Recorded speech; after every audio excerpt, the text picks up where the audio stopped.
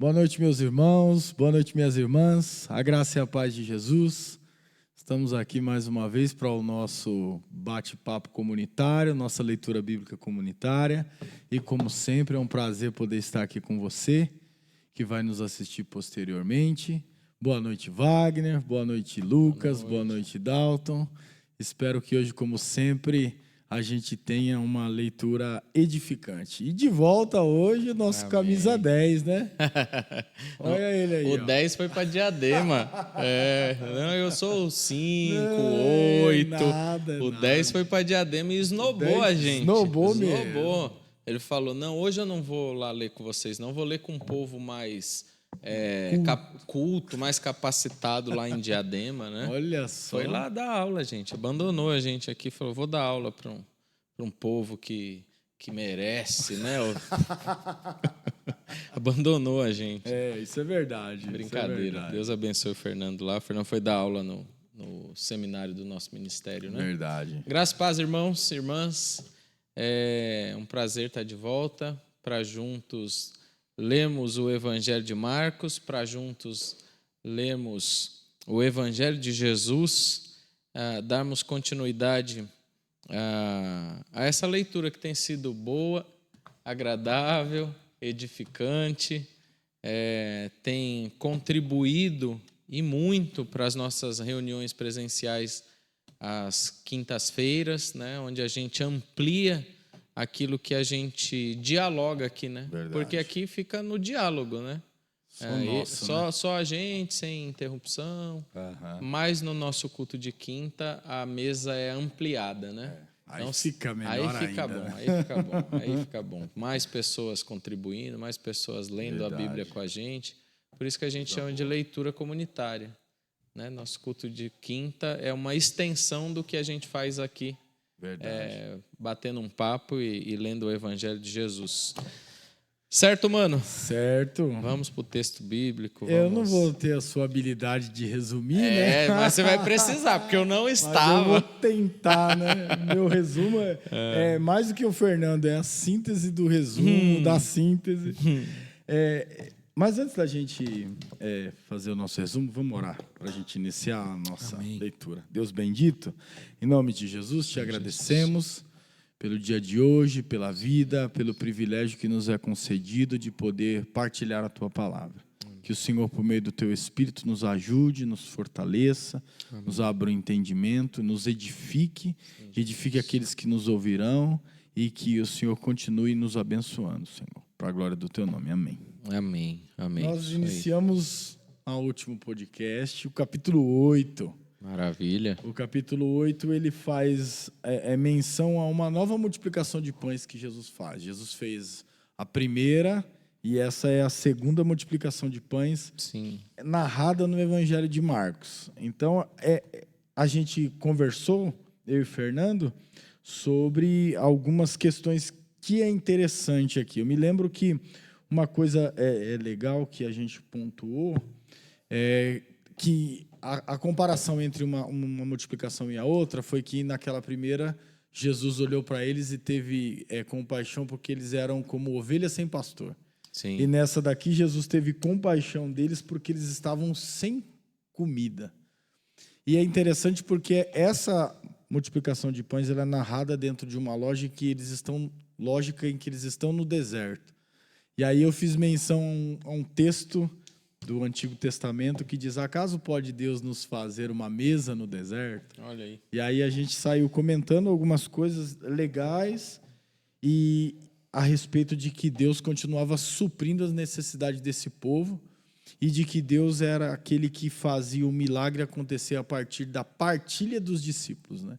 Então Jesus repartiu o pão entre eles e eles saíram distribuindo, e aí a multiplicação foi feita para todos aqueles que estavam à sua volta, né? E a gente colocou algumas questões aqui, como o Fernando lembrou do número 7, que é o número da plenitude, então que as coisas acontecem dentro daquilo que Deus é capaz de ampliar todas estas coisas. Tem um lance que a gente colocou também sobre o fato de que eles serviam o povo, né? Então, aquela necessidade do povo, Jesus não diz assim, traz para mim que eu vou resolver. Jesus diz assim, olha, vocês têm que dar comida para eles. Né? Então, essa parte é interessante porque eles passam a servir as pessoas. Né? Então, a multiplicação ela tem essa lógica de partilha e de uma lógica de você perceber a necessidade dos outros e não atribuí-las a Deus, né? Deus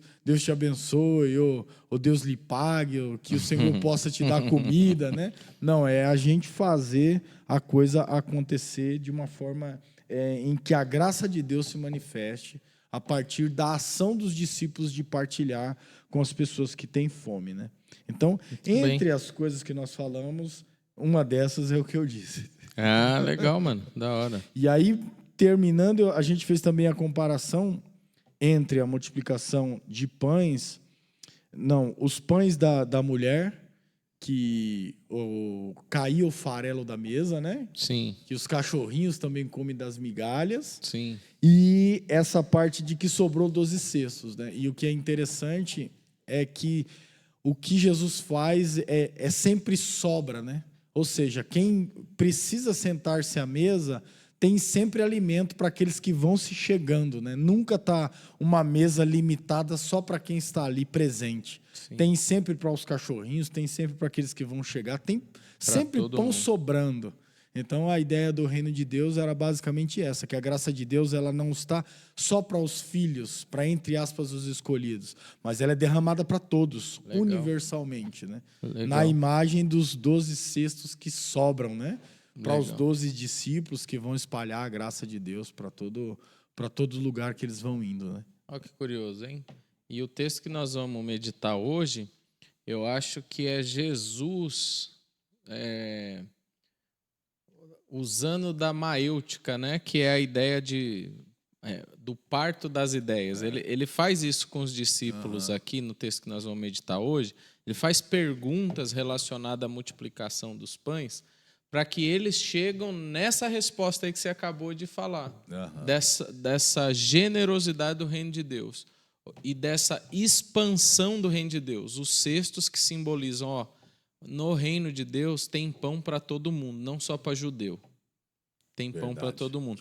Eu acho que o texto de hoje ele vai ampliar essa leitura que vocês já fizeram na semana passada, né? É mesmo. O texto é interessante. Eu acho que ele traz um pouquinho mais de cores aí para essa ideia, né? Legal. Vamos então ler, né? Vamos ver o que o texto, que Marcos nos traz em continuidade a esse texto da segunda multiplicação. Posso ler, mestre? Pode. Então bora lá. Favor. Capítulo 8, versículo 11. Os fariseus vieram e começaram a interrogar Jesus. Para pô-lo à prova, pediram-lhe um sinal do céu. Esses caras, acho que era pentecostal, viu, meu? Gosta de... Quero ver se a folha fica verde. Exato, quer ficar vendo coisa. Ele suspirou profundamente e disse... aqui já tem uma resposta de Jesus, né? O pedido de sinal. Ele suspirou profundamente e disse: por que esta geração pede um sinal miraculoso? Eu lhes afirmo que nenhum sinal lhe será dado. Então se afastou deles, voltou para o barco e foi para o outro lado. Os discípulos haviam se esquecido de levar pão, a não ser um pão que tinham consigo no barco. Advertiu-os Jesus: estejam atentos e tenham cuidado com o fermento dos fariseus e com o fermento de Herodes. E eles discutiam entre si, dizendo: é porque não temos pão. Percebendo a discussão, Jesus lhes perguntou: por que vocês estão discutindo sobre não terem pão? Ainda não compreendem nem percebem? O coração de vocês está endurecido? Vocês têm olhos, mas não veem? Têm ouvidos, mas não ouvem? Não se lembram? Quando eu parti os 5 pães para os 5.000, quantos cestos cheios de pedaços vocês recolheram? 12, responderam eles. E quando eu parti os 7 pães para os 4.000, quantos cestos cheios de pedaços vocês recolheram? 7, responderam eles. E ele lhes disse: vocês ainda não entendem? Jesus enigmático, né? Jesus, o texto não responde. Não, não. Interessante. É por isso que eu disse que Jesus está usando o método maêutico de fazer pergunta e de fazer com que os seus ouvintes e principalmente seus seguidores mais próximos pensassem por si só, né? Jesus já mostra nesse método que toda a mente é livre, que as mentes não podem ser escravizadas pela religião, não podem sucumbir diante a doutrinamentos, mas que as mentes devem ser livres, né? Por isso que ele não dá a resposta pronta, mas ele faz com que os discípulos pensem, né? Pensem no que eles estão vivendo, vendo, vivenciando e ouvindo de Jesus, né? Então Jesus não quer dar as respostas óbvias. O texto a seguir, nós vamos ter muita coisa ainda para discutir, a cura do cego em Betesda, que era onde Jesus queria chegar, desde a travessia lá do mar, quando ele anda sobre as águas, né? Diz o texto que o objetivo dele era ir para Betsaida, mas no final eles chegam em Genezaré. De Genezaré até Betsaida tem tudo isso aqui: mulher cirofenícia, cura do surdo, a multiplicação, a segunda multiplicação, e agora esse momento onde eles ainda não chegaram ainda em Betsaida, vão chegar na sequência desse texto. No próximo episódio. Mas eles chegaram num lugar pouco conhecido e pouco falado, né, na Bíblia, que é Dalmanuta, que possivelmente era uma região fora de Jerusalém, possivelmente não, era fora de Jerusalém, só que povoada por judeus, porque eles acabaram de chegar lá e o que acontece? Vem uma tropa de fariseu. E aí o que esses caras fazem, Renato? Eles chegam e interrogam Jesus, né? É legal essa interrogação aqui, porque você vê eles discutindo, né? Essas palavras aqui, souberam que Jesus estava lá, e aí eles chamam Jesus para um embate, né? Uhum.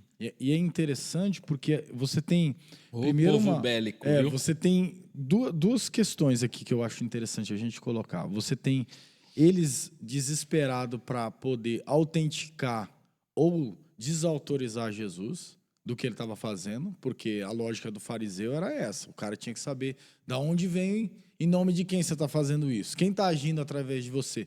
Claro que em outros lugares eles já nomearam que era o Beelzebul, que trabalhava a partir de Jesus.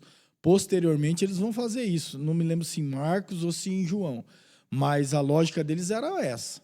Só que inicialmente eles saem para discutir com Jesus e para conversar, para pedir para Jesus fazer um milagre. Eu acho interessante, eu até falei isso alguns episódios atrás, porque quando você tem a lógica daquele camarada gago e surdo, você tem um grupo de pessoas que leva esse camarada diante de Jesus e pede para Jesus um milagre. Inclusive, nós enfatizamos muito isso. Esses camaradas pedem para Jesus um milagre, pedem para Jesus curar, e Jesus cura. Mas aqui você tem esses camaradas pedindo um sinal, que pode ser, de certa forma, diferente de um milagre. Pode ser alguma coisa extraordinária para evidenciar quem de fato Jesus é e quem de fato eles esperavam que o Messias fosse. Mas o interessante é você notar que Jesus começa a conversar com eles e que essa interrogação, as palavras, elas são... É uma discussão mesmo,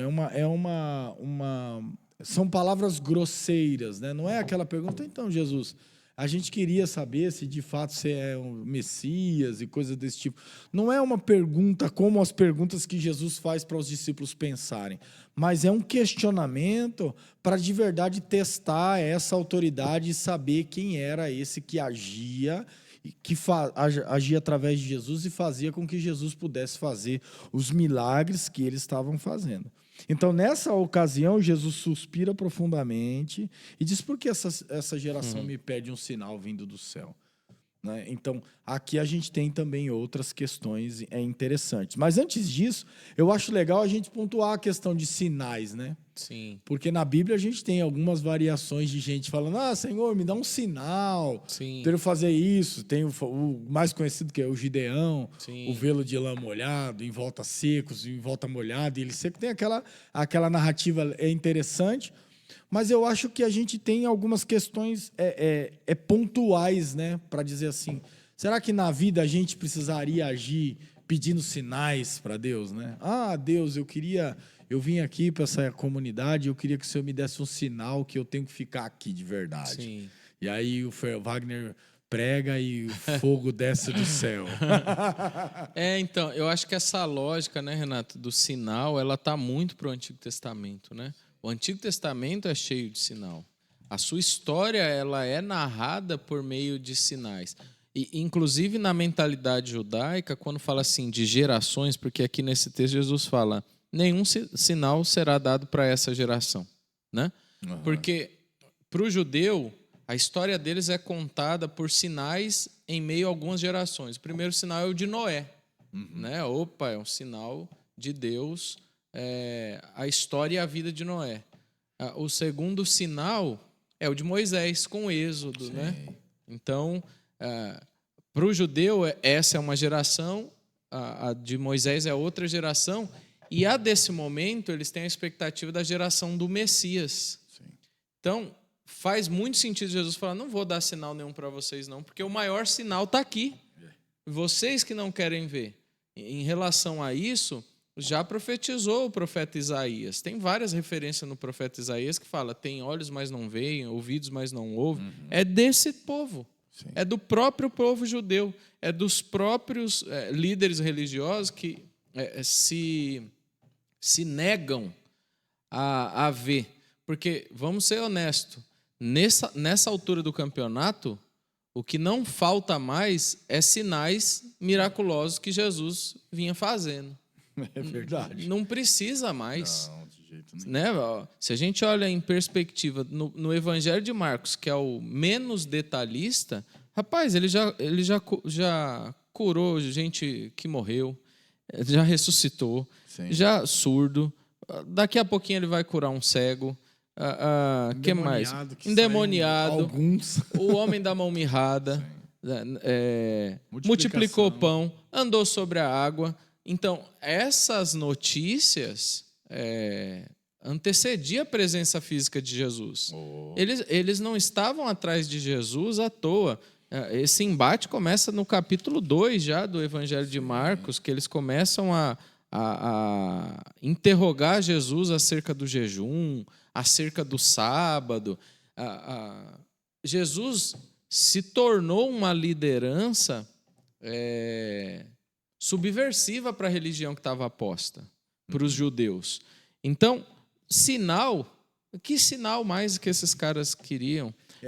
Dá a impressão que eles queriam algo totalmente extraordinário, né? Porque Exato. ele diz: você pede um sinal vindo do céu. Então parecia que ele queria uma demonstração que superasse todas essas coisas para eles poderem autenticar e dizer: esse aqui é o Messias. Sim. Esse aqui é o que nós estamos esperando. Então eu acredito, né? Porque a forma deles falarem não parece que tá relacionado a milagres messiânicos. Não parece que está relacionado a milagres messiânicos. Parece que está relacionado a algo mesmo assim extraordinário. Uma manifestação de poder, né? Sim. É igual aquela historinha acho que é o Evangelho de Pedro. Não me lembro. É um apócrifo que fala que os discípulos de Simão, o mágico, se encontram com os discípulos de Pedro.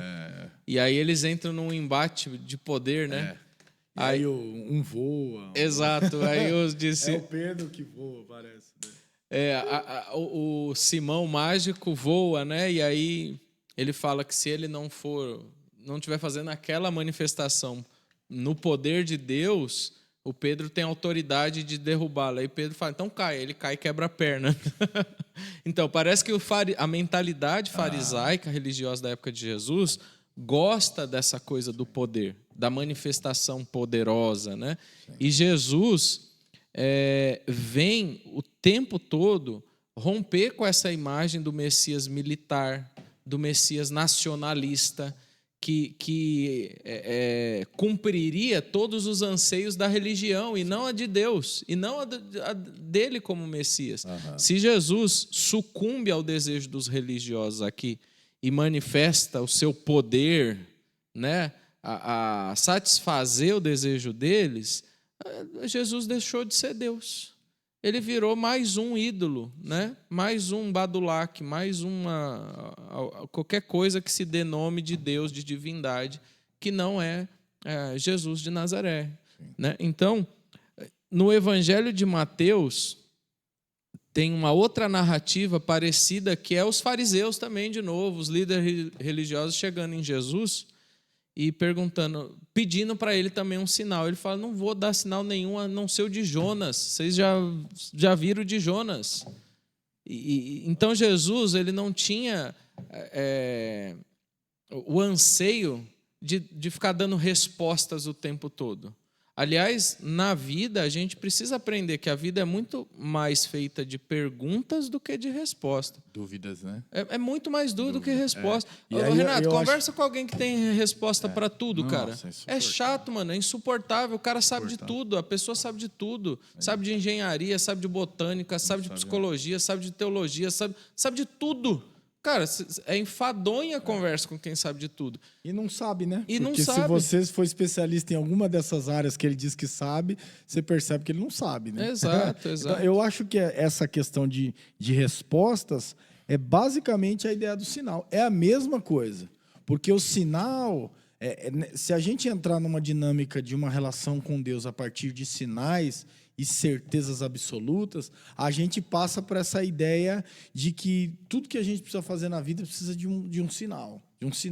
E eu acho que a vida não é assim, né? Mas porque não é senão mesmo. a gente pode... Aí tem uma ideia, eu acho que tem uma ideia muito parecida e muito próxima do ego da gente, porque aí a gente quer fazer alguma coisa e aí qualquer coisa é sinal. Né? Eu quero ser um pastor de uma igreja, como os caras fazem. Não, mas Deus falou comigo que eu vou ser pastor. Eu falei, mas tudo bem, você pode ser pastor aqui? Na igreja que você faz parte? Pode? Não, eu tenho que... Por que você tem que ser o pastor de uma... Então, há várias formas do cara executar o seu ministério na igreja que ele está, mas ele quer um ego, ele tem um ego tão exaltado que ele tem que ter a dele. Sim. Então, e aí, a partir disso, do seu próprio ego, ele começa a encontrar sinais. Não, olha, Deus falou comigo aqui, Deus falou comigo aqui. Então, eu acho que esse é um grande problema quando a gente começa a achar sinal em tudo.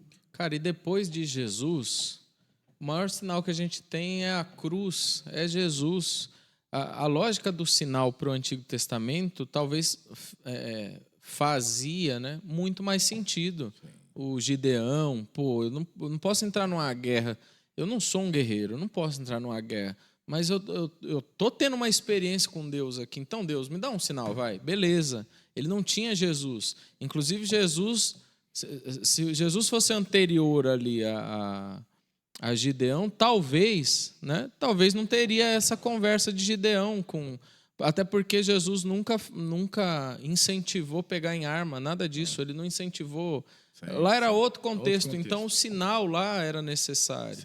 A sarça queimando com Moisés, porque era o próprio Moisés e Deus. E você vê que mesmo diante de todas essas narrativas e manifestações extraordinárias de Deus, isso não fazia com que eles tivessem certeza.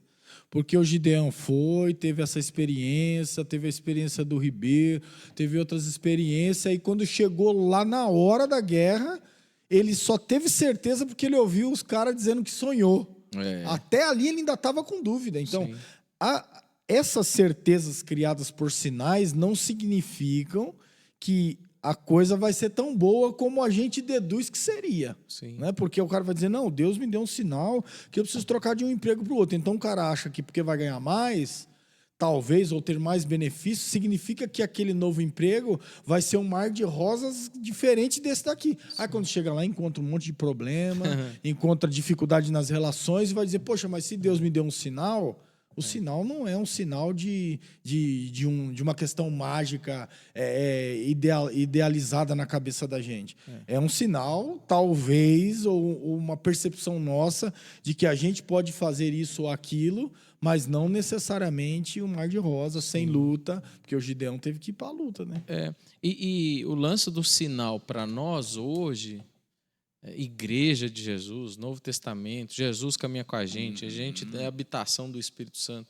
Sinal para nós hoje é falta de responsabilidade com as nossas tomadas de decisão, sabe? É terceirizar. Eu contei já algumas vezes aqui na igreja, de uma vez que eu estava no escritório e começaram a chamar no portão da igreja. Eu fui ver uma senhora e ela me chamou e falou: pastor, eu queria que você revelasse aí na Bíblia para mim se eu tenho que fazer a cirurgia ou não. Não tem jeito.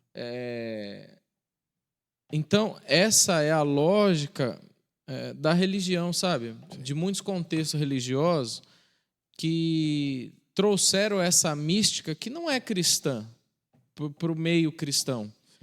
De chegar uma senhora, obviamente ela estava preocupada, mas eu falei para ela: a senhora veio no lugar errado, a gente não faz esse tipo de coisa. O que eu posso fazer pela senhora é orar pela senhora, pedindo a Deus que abençoe a sua cirurgia, abençoe os médicos que vão fazer sua cirurgia.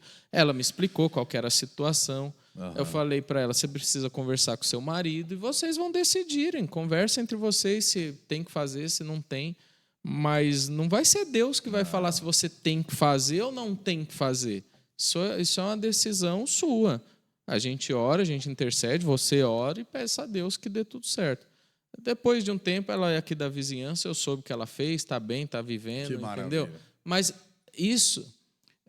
nem pode estar na sua conta, nem da de Deus. Nem da de Deus, exatamente. E isso, eu estou usando o exemplo de uma pessoa que não frequenta a nossa igreja, que não está no contexto cristão, até onde eu sei, né?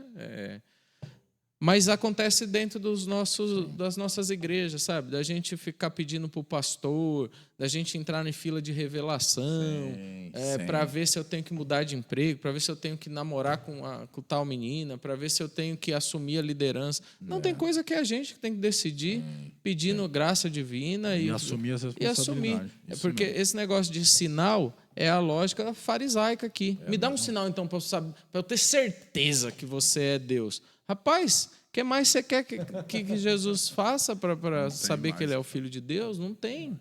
Não tem mais o que fazer, né? Verdade. Então, Jesus dá essa suspirada que me lembra a leitura da cura do homem da mão mirrada, que ele chama ele para o centro, tudo, e ele faz algumas perguntas para o pessoal e ninguém responde. O texto diz que Jesus fica: ai, meu Deus, ninguém vai falar nada? Eu sei que vocês sabem, né? Parece a mesma lógica aqui. Jesus suspira porque vê: olha, vocês não querem ver, vocês não querem romper com a religião de vocês, com a lógica de vocês, com o império religioso que vocês construíram, e vocês são cegos guiando cegos, né? E não quer ver, não quer ver. Na sequência vai ter o cego de Betesda, que é uma alusão a essa lógica de cegueira. Jesus vai curar literalmente, mas vai apontar para todo mundo: ó, tá vendo? Deixa o olho de vocês abrir, que nem desse homem. É legal que lá ele fala assim para o cara: não volta para a sua aldeia. Por quê? Porque a aldeia tem a lógica farisaica. Todo mundo enxerga do jeito que você enxergava antes. Ou seja, você não enxergava. Agora você vai voltar para a sua casa. A partir da sua casa, você vai expandir o evangelho, né? Do jeitinho que você recebeu. E na sequência, Jesus vai falar então de fermento. Não, né? mas peraí, tem uma partinha aqui, ó, interessante. Então, mano. Calma aí. Quando ele diz assim: olha, esta geração me pede um sinal, certamente nenhum sinal será lhe dado. Então ele entrou de volta no barco, deixou e atravessando para o outro lado. Quando ele diz essa parte aqui, ó, certamente nenhum sinal lhe será dado, parece que Jesus está falando de uma forma tão revoltado com aquilo, que ele diz assim: mas se eu der um sinal para essa geração, que eu morra. Parece que ele está dando uma lógica de juramento, aquela coisa assim: eu não dou um sinal para você, mas nem morto, a fala nossa contemporânea. Sim. Parece que a indignação de Jesus é tão grande com o que eles estão falando e com a possibilidade deles não entenderem e pedirem mais um sinal extraordinário para Jesus, Jesus diz, mas de jeito nenhum que eu vou fazer um negócio desse. Diz que tem uma dessas palavras aqui que ela está dando uma ideia de juramento. Então Jesus não está dizendo de forma alguma, eu vou dar um sinal para vocês.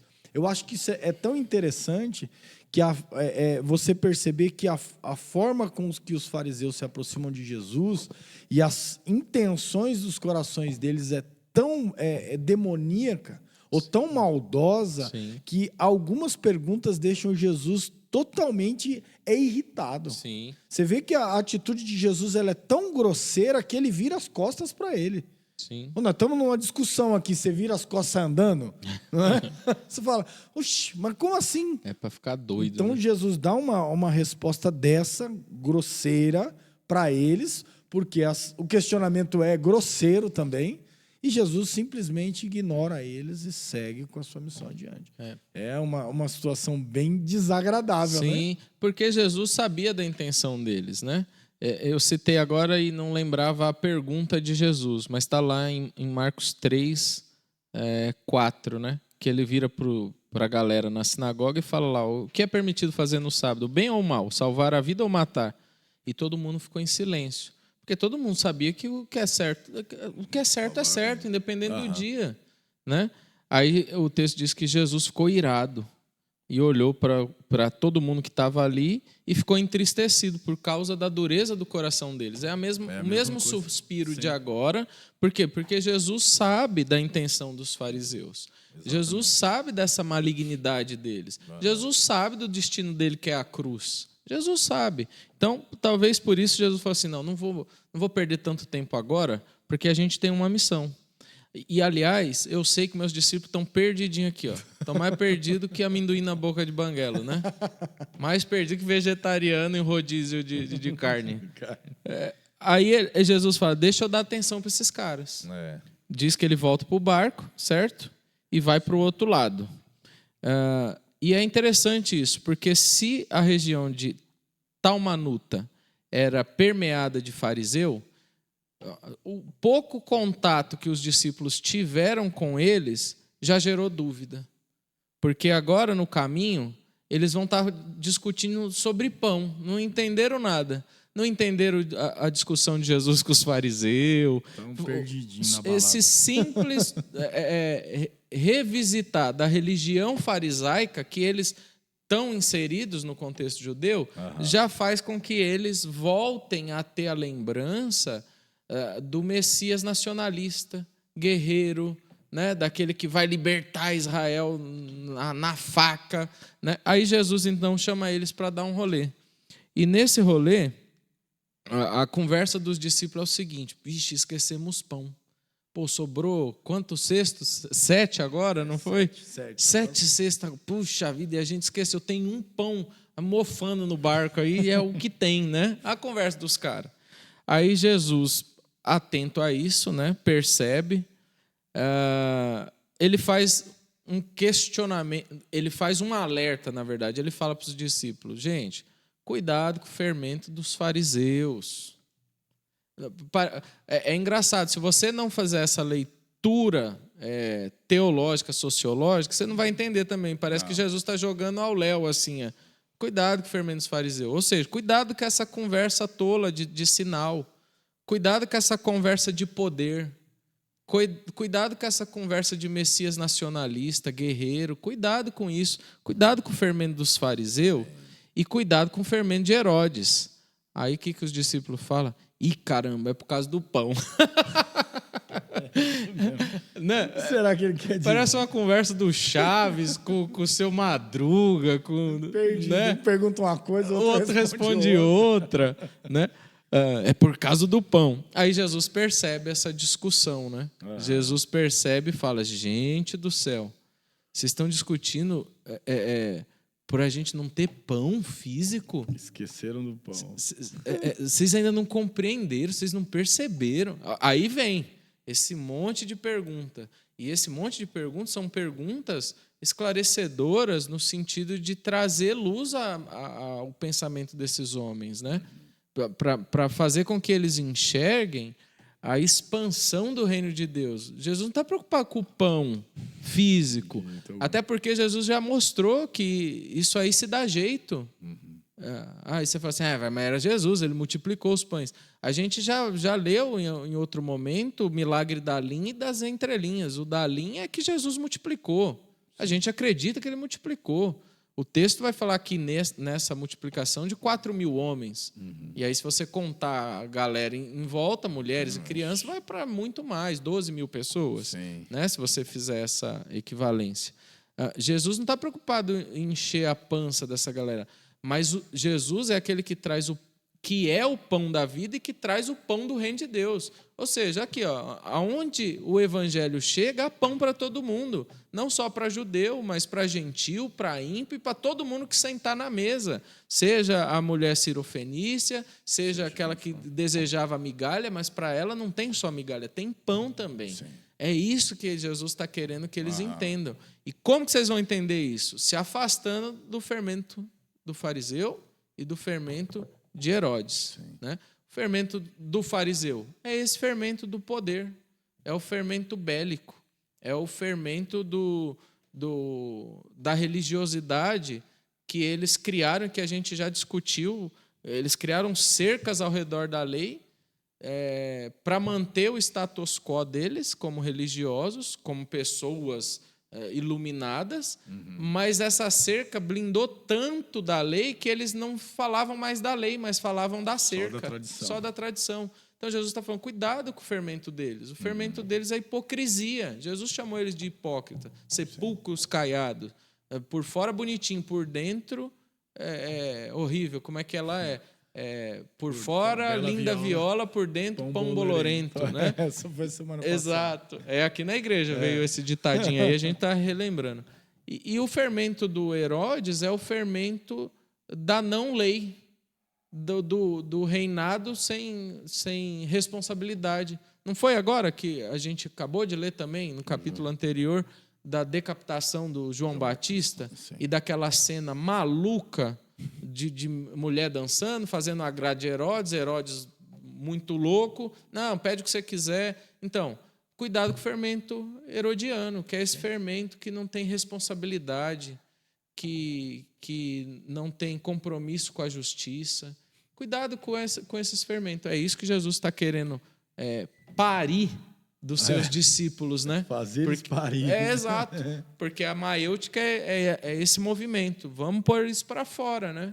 Parir as ideias, fazer com que eles compreendam. Por isso esse monte de questões de Jesus. É legal você ver Jesus conversando com eles e, ao mesmo tempo, é interessante você ver que, de alguma forma, a lógica dos discípulos por mais que a gente leia o texto, porque a gente sempre está olhando daqui para lá, né? Por mais que você leia o texto e fale assim, poxa, fica meio desconexo o que Jesus está tentando entender com o que eles entenderam. Mas eu acho que por trás de toda essa questão, ela é muito interessante porque você consegue perceber que todo aquele sistema do lugar em que você está implantado, ou do lugar, da sociedade que você mora, ele é introjetado em você de forma sem que você perceba. Sim. Então, para você conhecer o reino de Deus e não trazer todo esse conhecimento sistêmico para dentro do reino de Deus, você tem que ter uma desconstrução. Sim. Porque para você olhar fermentos do fariseus e fermento do herodianos, você tem uma junção que ela é problemática desde sempre, que é a religião com o Estado, e está posta aqui. Que você tem esses conchavos, né? Para a gente manter o controle da religião baseado no poder do Estado, a gente precisa ter uma troca. Ou seja, você mantém os judeus aí quietinho, sem eles se rebelarem com a religião de vocês, e a gente mantém o poder sobre vocês. Então, a gente vai para Roma e diz, Palestina aqui está sob controle, o povo está adorando no templo, vem aqui, traz as suas ofertas, eles pagam tributo para a gente, está tudo em ordem. Então, há um conchavo aqui que Jesus está dizendo, a gente precisa destruir isso. Não destruir numa questão de a gente vai pegar em arma e vai derrubar, mas destruir a sua concepção natural de sistema. Porque senão eles vão aplicar isso para Jesus e para o reino de Deus. Sim. Então a lógica, como você disse, é você olhar para essas duas figuras de religião e de Estado que deixa o povo faminto. Tem outro detalhe do pão aqui, porque toda esse fio condutor de pão aqui que a gente tem dentro das narrativas, você vê sempre essa. É um cara com pão, com fome, é alguém pedindo migalha, é uma multidão faminta, que era o povo que vivia, que a maioria era pobre mesmo.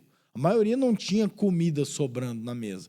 Por mais que, como o Fernando elucidou daquela vez, cada um levava ali o seu suprimento, mas tinha gente que não tinha para comer. Aqui, o capítulo 8, diz que eles estavam sem comida.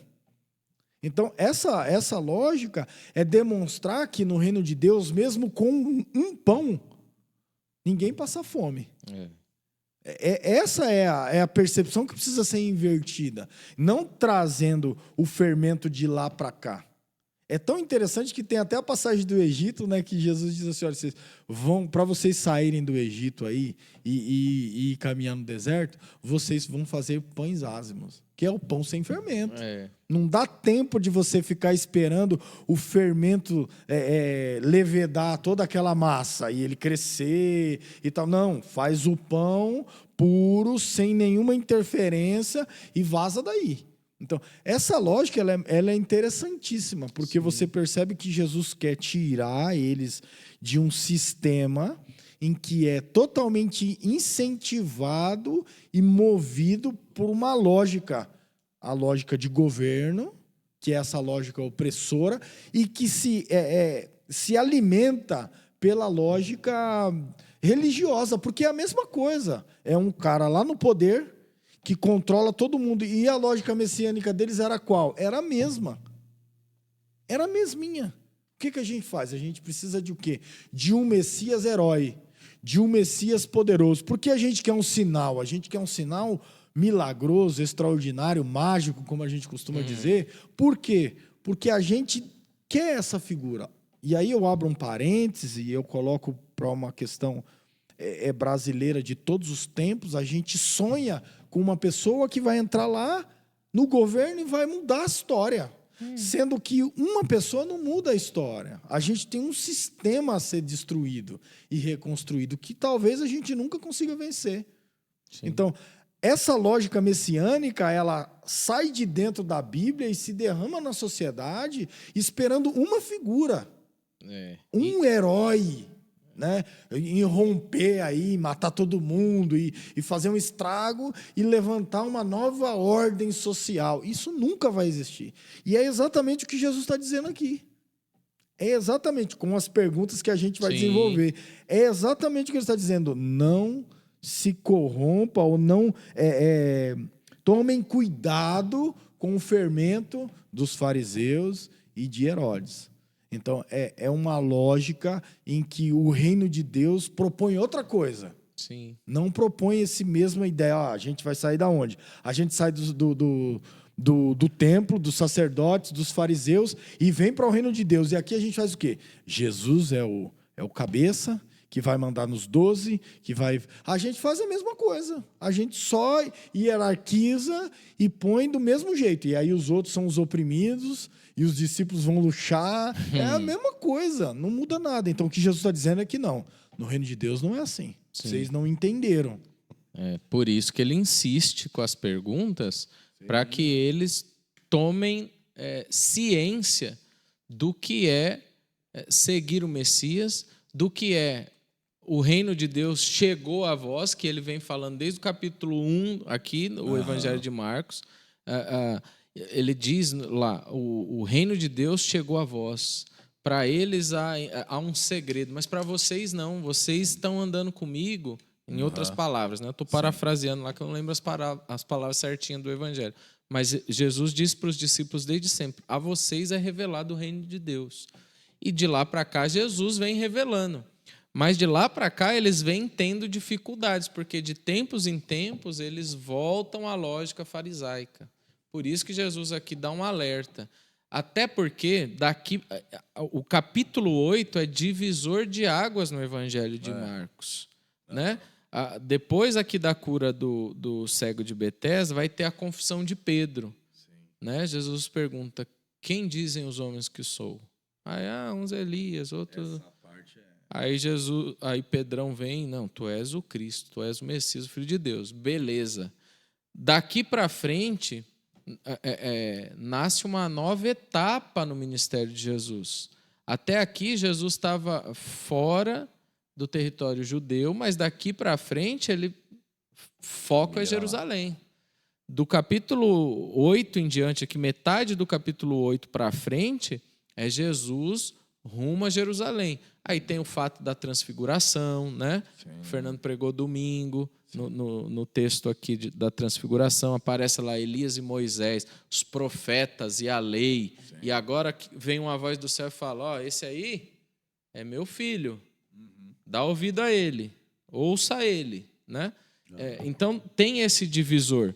Então Jesus até agora discipulou os seus discípulos e todos aqueles que o seguiam, o ouviam e viam, preparando-os para esse momento onde eles estariam adentrando no reino farisaico, aonde a lógica farisaica ia estar, aonde o fermento ia estar em grande proporção, muita levedura lá em Jerusalém, no caminho para Jerusalém. E Jesus está mostrando que ele, diferente da religião judaica e da lógica também herodiana, ele não trabalha com fermento, ele é o próprio pão. Sim. O reino de Deus traz o pão do céu, o pão vivo que desceu do céu. E parece que é muito uma lógica porque assim, como que se o fermento fosse aquele acréscimo que não deveria existir. Sim. E quando você vai para a linguagem bíblica, sempre o fermento tem uma conotação ruim, né? É negativo, sim, né? Sim. E você vê que se a gente for dizer é claro que a gente come pão com fermento, tal, tudo normal, mas a questão é você perceber que essa ideia de fermento é sempre uma expansão. E parece que a leitura que eles fazem é exatamente essa, só que eles fazem uma leitura, por exemplo, da Torá e eles expandem do jeito que eles querem. É como que se o fermento fosse uma manipulação que eles vão criando para aquilo que Deus deu para ele. Vamos imaginar a Torá como esse pão descido do céu, essa coisa aí, pura, e eles vão manipulando, criando outras coisas e expandindo ela, né? Para que eles controlem, tanto para quem é dado o pão, quanto para quem não é dado o pão, tanto para quem tem o pão em abundância. Então, essa relação de controle da religião e tida por Herodes, ela é importantíssima para eles enxergarem essa relação que o próprio Jesus está dando para eles dentro do barco. Está dizendo assim, olha, mas por que vocês estão discutindo acerca de não terem pão? É uma das primeiras perguntas. Sim. Né? Aí depois não compreenderam, nem percebem, o coração de vocês está endurecido, vocês têm olho, mas não veem, têm ouvidos, mas não ouvem. Sim. Não se lembram. Aí Jesus, já que vocês estão falando de pão, vamos voltar aqui para os episódios recentes, né? Vocês não se lembram? Quando eu parti 5 pães para os 5.000, quantos cestos cheios de pedaços vocês recolheram? 12, responderam eles. E agora, né? E quando eu parti os 7 pães para os 4.000, quantos cestos cheios de pedaços vocês recolheram? 7. Aí ele diz, e vocês ainda não entendem? Ou seja, é isso que a gente está respondendo o tempo todo. Já que vocês gostam de falar de pão, eu sou o pão vivo que desceu do céu. Pão que alimenta o bucho não é problema, se dá jeito. Mas o pão vivo que desceu do céu está aqui com vocês. Quem tem o poder de multiplicar pão está aqui com vocês. Ele multiplica nas linhas multiplicação nas entrelinhas é o compartilhar, é o partilhar, né? Que o Fernando explicou para a gente aquela vez. Então, Jesus não está preocupado aqui com pão físico. Jesus está dizendo para eles: quem ouve a minha voz e me segue, quem ouve o evangelho, quem entra para debaixo do guarda-chuva do reino de Deus, não vai faltar pão. Pelo contrário, a abundância de pão. Sobrou 12 e sobrou 7. Então, para quem me segue, para quem adentra o reino de Deus, não falta pão. A nossa assistência social aqui teve uma época que estava enviando as cestas, eu não sei se ainda continua, preciso reparar, com um bilhetinho lá, uma cartinha do ministério. E que diz exatamente isso: no reino de Deus ninguém passa fome. Por quê? Porque no reino de Deus nós somos todos irmãos, nós somos uma família. E como família no reino de Deus, a gente não pode deixar com que falte pão. É isso. Esse texto, no meu ponto de vista e na leitura que eu fiz e nas coisas que eu li, é Jesus tentando metanoia na cabeça dos caras. Amplia a maneira de enxergar. Amplia a maneira de ver o reino de Deus. Sim. Sai dessa lógica farisaica de poder. Sai dessa lógica nacionalista. Há pão para todo mundo. Eu não vim exclusivamente para o judeu. E desde sempre foi assim. Né? Se você parar para pensar, lembrando de Jonas, né? Aqui a gente falou um pouco de sinal. Jesus falou: não vou dar sinal nenhum, a não ser o de Jonas. Jonas ficou 3 dias na baleia, saiu vivo lá e pregou para Nínive. Isso vai acontecer comigo, esse é o sinal. Sim. Mas pensando no reino de Deus e nesse exclusivismo judaico, Deus nunca pensou desse jeito. Deus nunca pensou. É a leitura que a gente faz, é a leitura judaico-cristã que a gente faz, que dá esse exclusivismo todo ao povo judeu. Porque Nínive não era um povo judeu. Nínive era um povo pagão. E Deus... ruim. E Deus olhou para eles com graça e falou assim: Jonas, profeta Jonas, vai lá pregar para esse povo arrependimento. Eles precisam se arrepender. Foi isso. Então a salvação não foi exclusivamente só para o judeu desde o Antigo Testamento. Desde o Antigo Testamento tem graça de Deus, salvação de Deus para os outros povos se derramando. Né? Jesus está enfatizando isso aqui de novo. Para com essa lógica farisaica. Nós estamos em regiões que nem próxima de Jerusalém é. Nós estamos pregando para os gentios. E vocês estão vendo o que Deus tem feito no meio dos gentios. E você está vendo o que o meu ministério tem operado. Então, é isso que Jesus quer que eles enxerguem. E que parem de flertar com a lógica farisaica. Porque toda hora que eles encontram um fariseu, eles dão um passo para trás. Né? Toda vez que tem um embate com um fariseu, com um religioso, os discípulos ficam em cima do muro. E Jesus está falando para eles: não. E eu vou fazer mais. Daqui a pouco eu vou curar um cego para abrir os olhos de vocês, cara. O que é legal você perceber é que quando Jesus faz esses questionamentos todos, Jesus parece que está tentando fazer com que eles reoriente, né, os seus pensamentos, ou organize. Porque quando ele diz assim: mas por que vocês estão discutindo? Qual que é o problema que vocês têm aí? Então, a gente precisa saber qual que é o problema, porque às vezes o cara começa a bater boca e bater boca por bater boca, não sabe o que está acontecendo. Jesus segue diante de Jesus: vocês não entenderam? Claro que não. E aí, ele faz uma menção daquilo que ele já falou lá atrás, quando ele diz assim: o coração de vocês estão duro demais para perceber isso. E o que eu acho lindo nas ações de Jesus, como você já mencionou da cura, que a gente vai fazer essa leitura depois, Jesus faz um ato físico ou algo como uma multiplicação que não tem só um sentido aparente. Né? É legal que você percebe isso, porque Jesus tem sempre algo a mais a dizer diante, vamos se dizer, daquela metáfora física, daquela performance, vamos assim dizer. Sim. Então, é legal porque quando ele diz assim: vocês não entenderam, é mais ou menos Jesus lavando os pés dos discípulos. Entenderam o que eu fiz? Né? Ele acabou de fazer um gesto, lavou os pés, limpou, tá? Entenderam? É a mesma coisa que acontece. Olha, eu multipliquei os pães. Vocês entenderam o que eu fiz? Não, com certeza não. Não entenderam. Por quê? Porque o coração é duro. E aí, vocês não têm olhos. Vocês têm olhos, mas não vê. Aí é a menção do capítulo 7. Que os seus lábios estão me louvando, mas o coração de vocês está bem longe.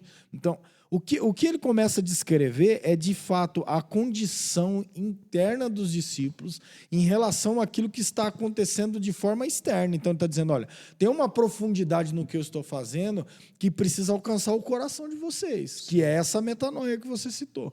Então, a lógica é muito mais, não de uma demonstração, porque o Jesus está com eles. Veja como é uma imagem espelhada dos fariseus. E Jesus está com eles. Jesus deu o pão para eles. Eles foram lá e multiplicou. O pão foi multiplicado na mão deles. Mas eles não entenderam o que estavam fazendo. Os fariseus são a mesma coisa. Pregavam, falavam da lei, conheciam, mas eles não tinham profundidade na relação com Jesus. Então, o que Jesus está dizendo, não pode acontecer com vocês o que já vem acontecendo há séculos com os fariseus. Sim. Então, o que é que precisa acontecer? Precisa abrir os ouvidos, precisa entender o que eu estou falando, nessa profundidade. Precisa olhar e enxergar o que eu estou dizendo. Então, eu penso de uma forma em que a gente pode aplicar para hoje, é exatamente uma religiosidade num cristianismo ou num evangelho que Jesus não pregou assim. Sim. E a gente constrói uma relação dizendo assim, não, eu entendi o que Jesus falou aí nesse texto. Não, eu vi o que Jesus fez na minha família. Não, eu vi o que Jesus fez na comunidade. Mas Jesus está olhando para a gente e está perguntando assim, vocês entenderam mesmo? É isso. Vocês estão entendendo o evangelho? O coração de vocês está endurecido? Não é porque se a gente for pontuar na questão de multiplicação de pães e de partilha, está partilhando o pão, não é? Então, toda essa relação com ouvidos, com coração duro, de se compreender o que de fato é a mensagem do Evangelho, precisa estar relacionado e aplicado para a gente aqui. Então, se eu posso dizer assim, olha, eu entendi o que Jesus fez multiplicando os pães, eu preciso responder e praticar todas essas perguntinhas aqui. Entendi, o coração não está duro, eu estou ouvindo o que Jesus está falando, né? Meus ouvidos estão ouvindo a voz do Senhor, quando diz, olha, você não dê ouvido aos fariseus e os herodianos. Então, essa lógica, ou o fermento de Herodes, então, essa lógica precisa estar dentro de cada um de nós, e essas perguntas precisam ser feitas para a gente hoje. Exato. Não dizer, os discípulos, não, é nós hoje. Para dizer assim, não, Jesus, eu acho que eu ainda estou com o coração um pouquinho endurecido. Eu acho que eu não estou ouvindo voz nenhuma, a não ser minha própria voz.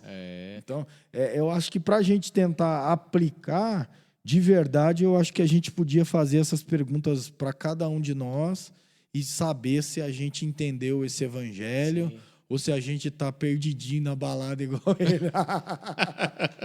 Não, você estava falando, me veio aqui um pensamento, né? São perguntas que destravam vidas, cara. Sim. A ideia de Jesus era destravar a vida desses caras que ficavam em cima do muro o tempo todo entre a vida religiosa farisaica e o evangelho que Jesus estava vindo apresentando. Eles aprenderam. O que vocês aprenderam até hoje, a expectativa que vocês criaram até hoje, é aquilo que eu estou vindo cumprir, responder e trazer como reino de Deus. Eu estou perguntando isso para destravar isso, cara, para ver se vocês despertam para isso, né?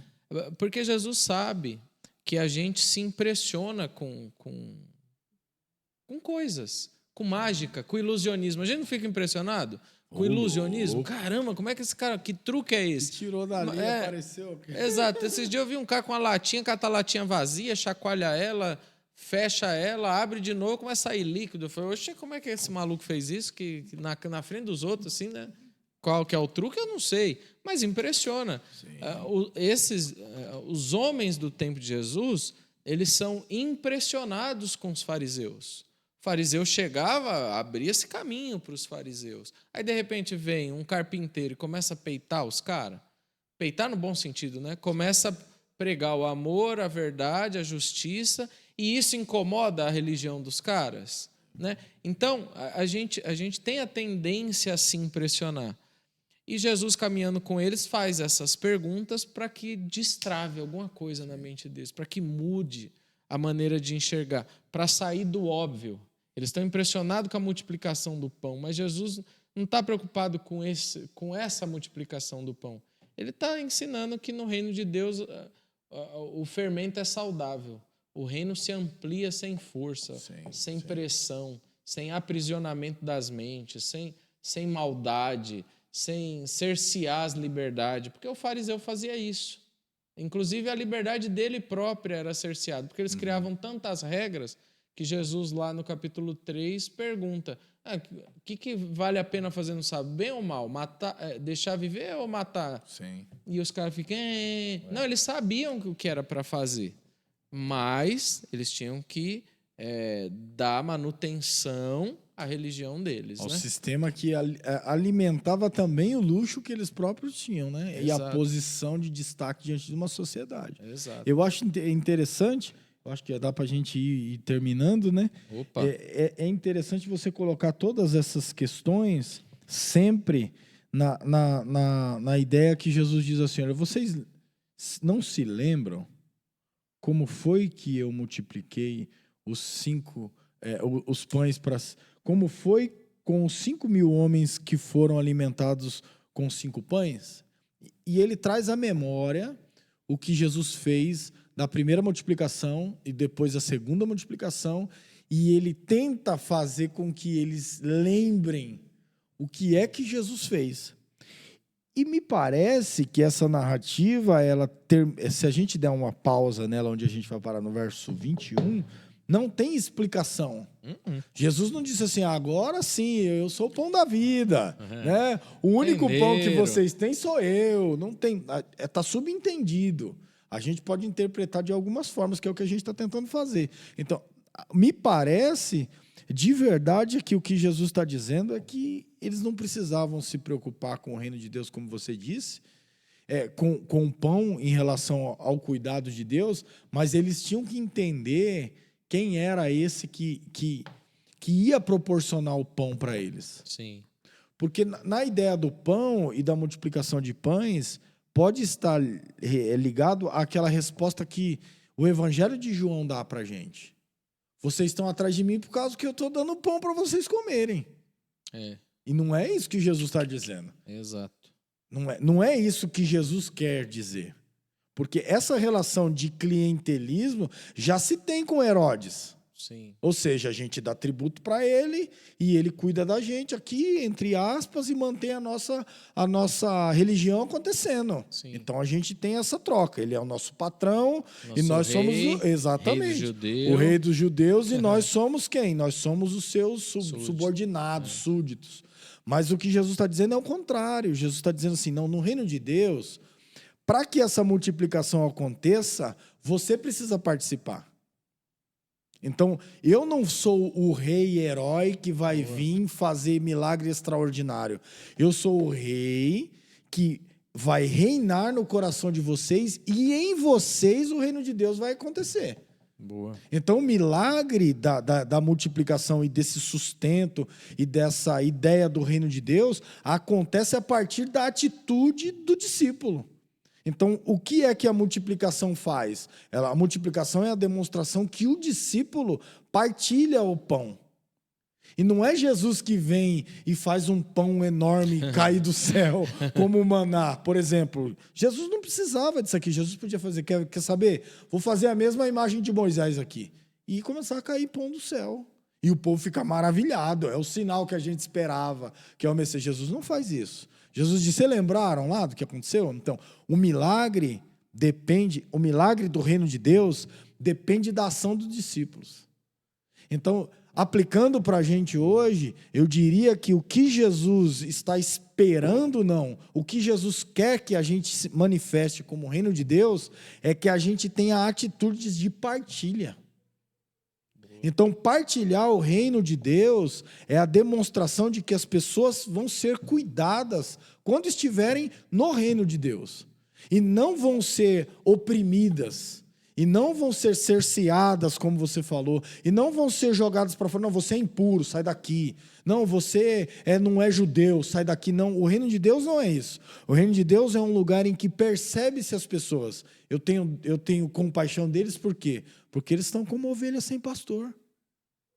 Mas ele não tinha um pastor, que era o Herodes e os fariseus? Nome tinha, e os sacerdotes tinham nome, mas não tinham pastor para cuidar deles, para alimentar eles, para guiar eles. E na outra, Jesus tem compaixão deles porque eles estão com fome. E Jesus está dizendo, não, aqui no reino de Deus, a lógica é outra.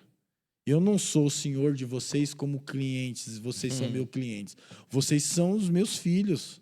Vocês fazem parte do reino. Então, o reino acontece na mão do discípulo. E eu acho que os fariseus queriam fazer isso de Jesus, né? Certeza, então, certeza. Então, faz até mais sentido quando o texto termina com Jesus falando, vocês ainda não entendem? Pode ser até irônico, né? Pode ser. Porque assim, ó, tá aí, tudo isso que o Renato falou. É isso que vocês precisam compreender. Para nós fazer a leitura hoje, é óbvio, a gente lê em perspectiva, daqui para lá, que nem você já disse. Então, a gente tem essas respostas, né? A gente ousa, e vivendo no reino de Deus, a gente entende, na leitura do texto, a gente entende que é isso. Jesus queria que eles despertassem para o reino de Deus, né? A gente já foi desperto para o reino de Deus. Graças a Deus. Mas essa pergunta ainda nos cabe. Vocês ainda não entendem? Tem muita coisa que a gente ainda não entende.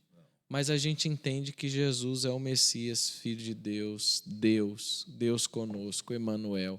E a Ele a gente segue, e a Ele a gente serve. Então, entendendo, né? E a gente vai entendendo, é isso aí. Eu ia falar, e a gente vai entendendo. Vamos entendendo na caminhada da vida. Tem coisa que a gente não vai ter resposta. Sim. A gente aqui, em algum momento da conversa, a gente falou, quem tem resposta para tudo é chato, cara. A gente não tem resposta para tudo. Tem hora que a melhor resposta é o silêncio, né? Às vezes a gente questiona muito Deus em oração, e tá certo, tem que questionar mesmo. Mas tem hora que a gente tem que cessar o questionamento e silenciar a voz do nosso ego, da nossa ansiedade, silenciar ela e esperar, né? Esperar. Com esperança, exato. Porque, às vezes, a gente ainda não entende algumas coisas que acontecem na vida, algumas coisas que acontecem no nosso contexto, que acontecem ao nosso redor. E não entende o reino de Deus. Agora, nós estamos inseridos no reino de Deus. Debaixo desse guarda-chuva, não vai faltar pão. E aí, quando a gente fala de pão numa linguagem figurada, não é só o pão físico, não é só o alimento, mas é o alimento para a alma. É o partilhar, é os afetos, é a amizade, né? É ter aonde ter um encontro. A igreja que Jesus sonhou não era essa igreja assim. Convencionou igrejas institucionalizadas, 4 paredes. Por quê? É fácil de ter um ajuntamento. Mas a igreja de Jesus é a eclesia. Aí a gente entra em outra discussão, outra conversa. Mas é o ajuntamento de pessoas. É o diálogo público. É as pessoas nas praças, nas casas. E aí, nas igrejas, né? Então, a igreja de Jesus é essa. A eclesia que está debaixo do reino de Deus, vivendo o reino de Deus, e que vamos entendendo, né, na caminhada da vida, a vontade de Deus para a igreja, a vontade de Deus para cada um de nós, dentro do reino de Deus. Que seja assim, compartilhando pão. É verdade. Amém, mano? Eu acho que é isso aí, né? Amém. Muito bem, muito bem. A gente não tá com o garoto propaganda aqui hoje, né? Para falar, para O dar o youtuber. like, o O youtuber, né? youtuber não veio. O streamer, para falar, dá um like que ajuda a igreja, né? É isso aí, dá um like lá nos nossos vídeos, contribui na nossa comunidade, contribui na nossa comunidade, nos ajude. Aí contribui mesmo, que ultimamente a gente tá tendo problema com maquininha que queima, CNPJ que não era da nossa igreja, porque mandaram oferta para outro lugar, para outras igrejas. Puxa. Que bom que foi para outras igrejas do time, né? Do ministério, né? Mas é porque o tronco do CNPJ é o mesmo para todas as igrejas. Aí quando chega lá naquele 1000 contrário, aí começa a diferenciar. E algumas pessoas pegou, acho que na igreja sede, lá no Jabaquara. E aí algumas pessoas da igreja estavam depositando para essas igrejas há algum tempo, né? Meu Jesus. E é óbvio, a igreja local tem suas despesas locais, né? E aí a gente começou a perceber déficits, faltas, assim, falar, vixe, o que está acontecendo? Até que despertou, né? Então, contribua, porque a sua igreja está com déficit. Precisa, generosamente. Precisa. Contribua com alegria, com generosidade. Tem aí nas transmissões os QR Codes da vida, tem CNPJ, tem Pix, tem de tudo aí. É isso. O garoto propaganda não tá, mas a gente tá, né? É isso, meu amigo. Vamos finalizar? Vamos orar para terminar? Pra gente terminar? Bora. Pai, nós te agradecemos por Jesus, te agradecemos, Senhor, por tua palavra que chegou a nós, foi revelada a nós e iluminada por meio do teu Santo Espírito. Obrigado por Cristo Jesus, o Emanuel, Deus conosco. Obrigado porque hoje não precisamos de sinal, pois nós temos Jesus. Obrigado porque nós temos o pão da vida.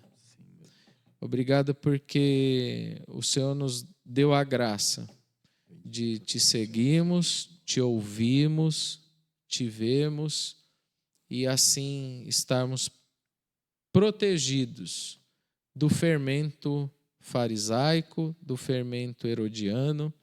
Ajuda-nos, Senhor, a não sucumbirmos a esse tipo de levedura que busca poder, que busca status, que busca a manipulação, que busca a manutenção do status quo religioso.